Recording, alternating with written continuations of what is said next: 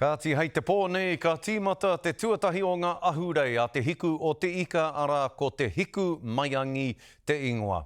Ko te hā kina me te kapahaka ngā mahi, ko ngai takoto e manaaki ana i te kaupapa i tēnei tau. Ko te kapa o ngai takoto, ko te au pioke o Rangaunu, he maha ngā kaumātua me ngā taiohi kei roto i te kapa nei. Ko ētahi kātū ki te whatarangi a tāne rore mō te wā tuatahi. Anei rā te pūrongo a Harata Brown. He neke ngā hou. Engari he koanga ngā kau ko ako, ngā tikanga o tua whakarere ara te haka. It's taken me a while to get it. We're in that category. I'm still scratching my way through the 20th century. But hey, you know, it's I'm enjoying it. Ko tēnei taku wā tuatahi ki te tū.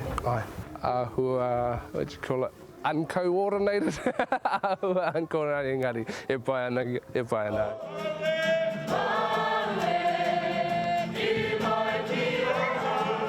Koinei te kapahaka o ngai takoto ko te au pioke o Rangaunu te ingoa. Ko ia ko ngā uri o tūwhakatere no ngā marae o Maimaru, Waimanoni, Paparore me Kaimaumau. We have had a kapahaka group in the past, but by far this has included everybody, the babies right up to the kaumātua and kuia. So this has been the best kapahaka group, the most fun kapahaka group.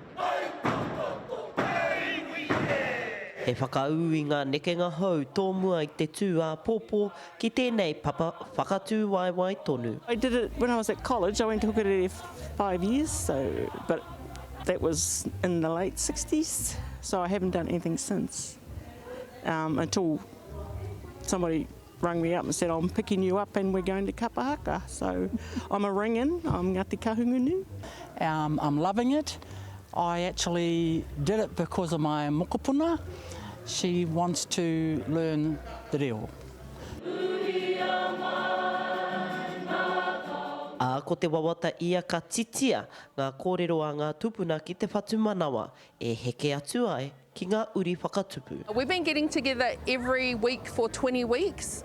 So it's going to be really hard not to sort of go to practice every week, but we've made a commitment to get together and practice more often and carry this on. E mana i te kōrero rongonui no roto mai o ngai takoto ara, hei ti pioke no Rangaunu he au tōna. Harata Brown, Te Karire.